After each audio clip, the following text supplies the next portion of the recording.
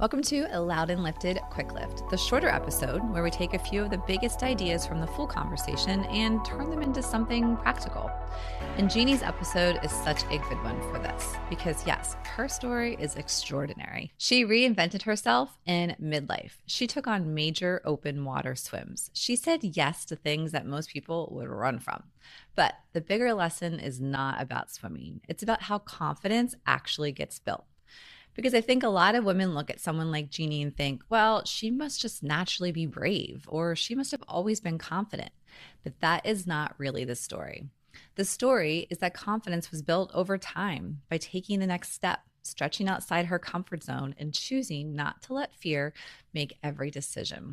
And that is what makes this conversation so relevant. Because most of us are not being asked to jump into the Hudson or swim across the English Channel. But we are being asked to do brave things in our own lives all the time. Speak up, raise our hand, change directions, try something new, ask for more, and trust ourselves. So here are the takeaways from Jeannie's episode that really stood out, and one action item for each of them. Number 1, confidence doesn't come first. You build it by saying yes before you're fully ready. This is really the heart of Jeannie's story. So many women are waiting for confidence to arrive before they make the move, before they apply, before they speak up, before they raise their hand, or before they even say yes. But confidence usually does not show up first. It gets built rep after rep, after the risk, after the stretch, and after the uncomfortable moment when you move away. And I think that this is where Jeannie's model works so well. She did not wake up one day magically confident enough to do huge, bold things.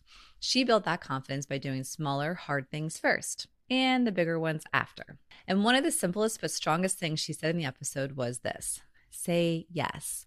Not to everything, not to nonsense, not to things that go against your values or burn you out, but say yes to the opportunity, the challenge, the stretch, the next level, when fear is the only thing telling you no.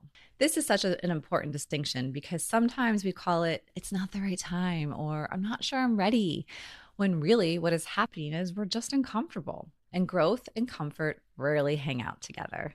A lot of women miss opportunities because they think they need to be 100% buttoned up first, but almost nobody is. Sometimes the opportunity comes first, then the confidence catches up. Action item: pick one thing you've been hesitating on because you did not feel fully ready. Ask yourself, is this truly a no, or is it fear? If it's fear, say yes to the next step this week.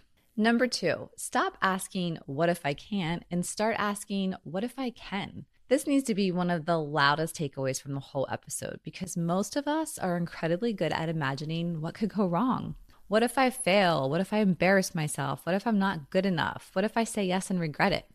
We can build a disaster scenario very, very fast. But Jeannie flips that with one simple question: what if I can? What if I can do this? What if I can figure it out? What if it goes better than I expected? This is not pretending that risk does not exist, and it's not even fake positivity. It's just refusing to let fear be the only voice in your head. And that matters because the question you lead with shapes how you show up. If you lead with, what if I can't? You hesitate, you shrink, you stay guarded, you half commit. If you lead with, what if I can? There is openness, possibility, energy, and ownership.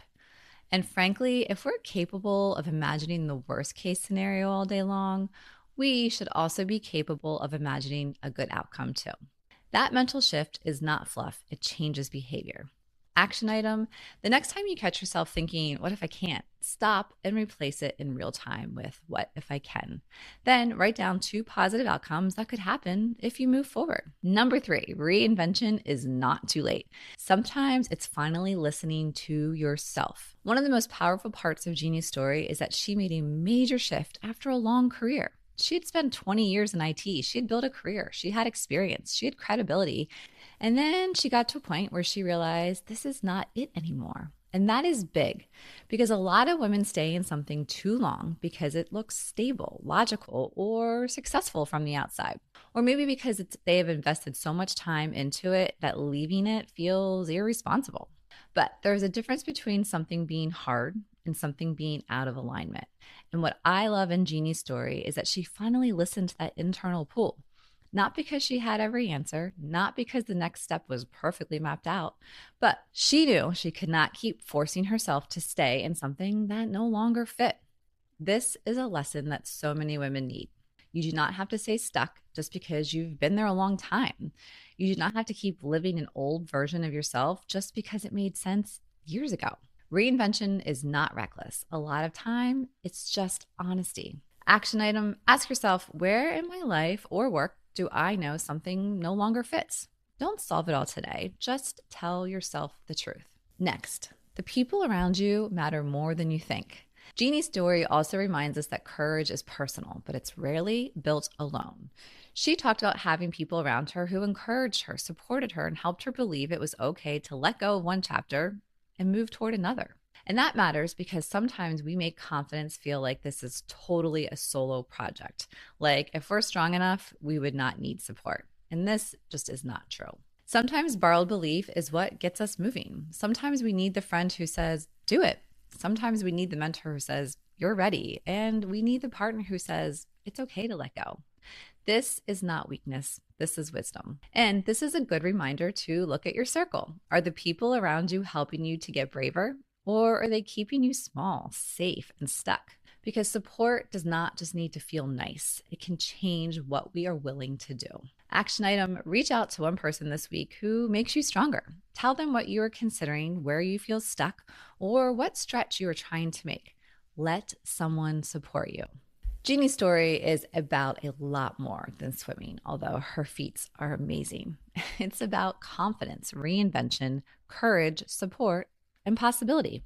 And maybe most of all, it's all about refusing to let "what if I can't" be the question that drives your life. Because the better question, and maybe the one more of us need to ask, is what if I can?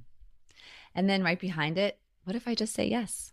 Thanks for listening to this quick lift. If you have not listened to Jeannie's full episode, I strongly encourage you to do so. Until next time, stay loud and stay lifted.